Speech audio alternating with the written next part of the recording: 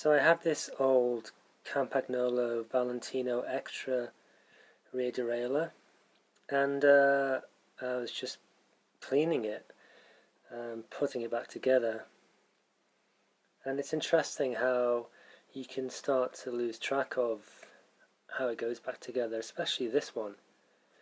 Because if you look at this rear jockey plate here, you'd think that this side would be the back side as it's smooth, but actually it's this side with this little dimple here, which is the rear of the derailleur. And then you have to work out, oh, how did I take this off?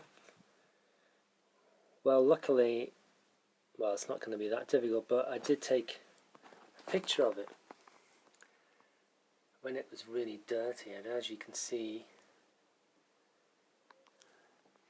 it's a good way to remember how something goes back without racking your brains about it. So this goes here and this goes here like this. So putting it back together is not as, I don't know, as intuitive maybe is the word, I don't know, as I thought. Having this dimple on the back, but that's how it goes back. And so, oops, try again. Easy way to do it, to be honest, is just to get it on before you start screwing it. There it is.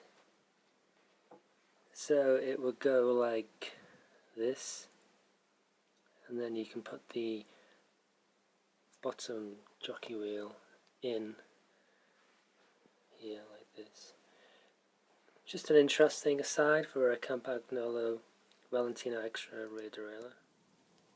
Just finally screwing in this lower 8mm bolt, which goes in like that, and there it is. The jockey wheels spin really well actually, and seeing this is a 1976 rear derailleur that was in really bad condition when I had it off the bike. It's done incredibly well to get back to some kind of decent state. Amazing that Campagnolo, those times were, you know, the build quality was fantastic.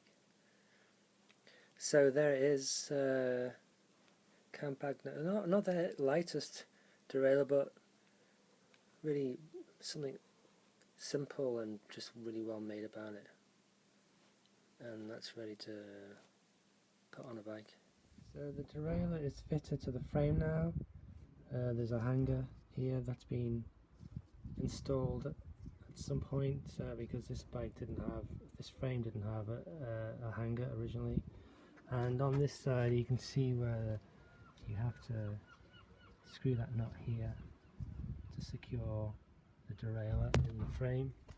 And when I got it, the derailleur itself was completely dead and wouldn't move an inch, wouldn't move a millimeter.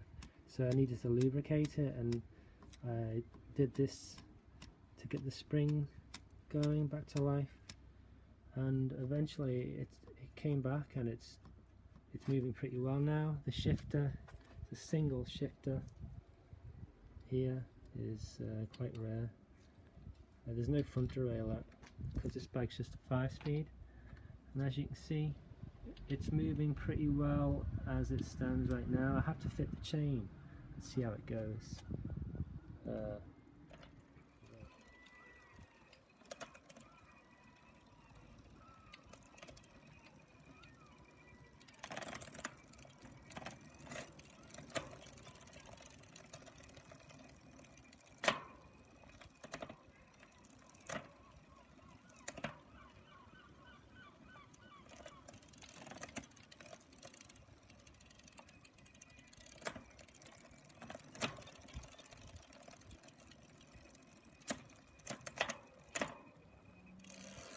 In my last video, I don't know whether you could see, I had problems jumping to the first gear on this Freewheel with this Valentino derailleur, and the reason was because I trimmed it so much because the derailleur cages were hitting the spokes when I just released it to get on there on this first gear.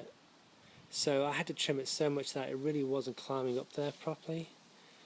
So I couldn't adjust the hubs because there's no nuts on there to take off or anything. So what I did, I added a spacer here